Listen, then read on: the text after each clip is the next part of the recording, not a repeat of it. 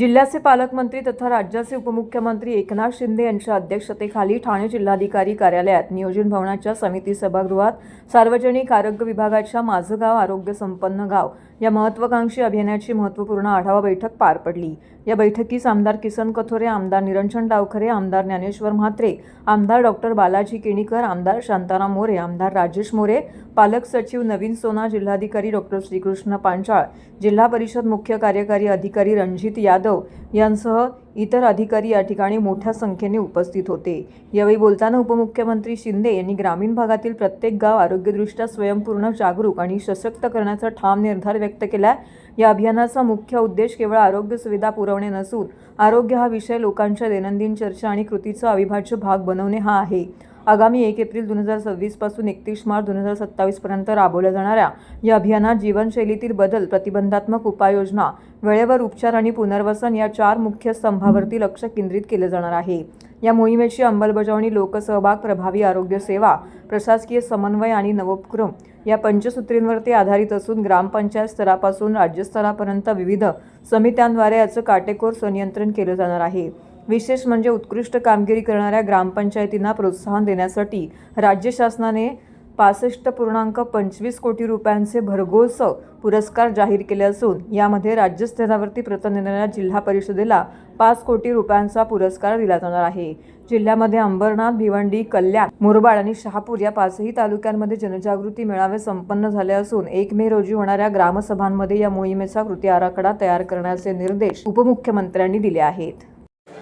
आणि या बैठकीमध्ये कृषी विभागाच्या माध्यमातून जे काही अनेक उपाय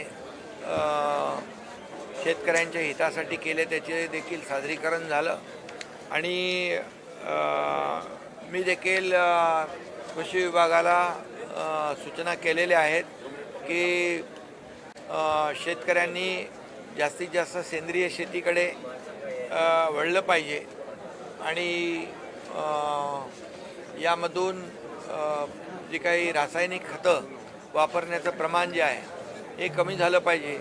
शेणखत, जीवामृत अशी सेंद्रिय शेती, नैसर्गिक शेतीला प्रोत्साहन देण्याच्या सूचना मी दिलेल्या आहेत आणि विषमुक्त शेती कडे आपण वळतोय, कारण शेवटी ही जास्त रासायनिक खतं, पेस्टिसाईड यामुळे जमिनीची पोत संपूर्णपणे खालावली जाते आणि ती पोत जमिनीची वाढवणं म्हणजे जमिनीचा क्रश जो आहे तो वाढवण्याच्या देखील सूचना दिलेल्या आहेत। त्याच्यावर देखील कृषी विभाग काम करतोय, जेणेकरून येणारं पीक जे आहे हे पीक चांगलं येईल, उत्पन्न जास्ती येईल, खर्च कमी होईल आणि त्यामुळे अनेक योजना जे SRT योजना आहे, सेंद्रिय योजना आहे, सेंद्रिय शेती आहे, गटशेती आहे, त्यामुळे त्याचबरोबर या जी काही पाणवठे आहेत, आपले पाझर तलाव आहेत, गाव तलाव आहेत, काही पाणवठे आहेत, त्यांचं खोलीकरण करणं, रुंदीकरण करणं, ज्या माध्यमातून मोठ्या प्रमाणावर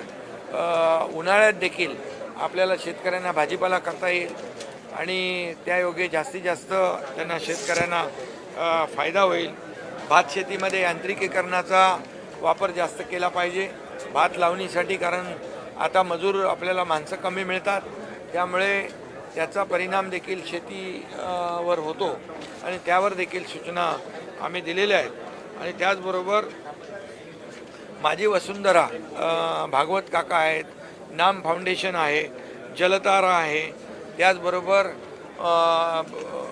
नानासाहेब धर्माधिकारी प्रतिष्ठान आहे, हे सगळे लोक यामध्ये काम करत आहेत। आणि म्हणून गाळमुक्त धरण आणि गाळयुक्त शिवार ही जी काही संकल्पना आहे ती प्रत्यक्षात आणण्यासाठी MCHI, क्रेडाई, CSR यांचा देखील यांची मदत घेण्याच्या सूचना जिल्हाधिकाऱ्यांना COना दिलेल्या आहेत, त्यामुळे त्याचा देखील फायदा होईल आणि इथल्या शेतकऱ्यांना त्याचा फायदा होईल।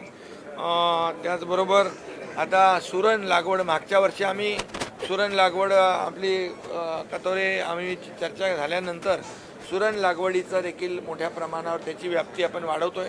आज 150 शेतकऱ्यांना कंद वाटप देखील केलेलं आहे। सुरणमधून जास्ती पैसे मिळतात।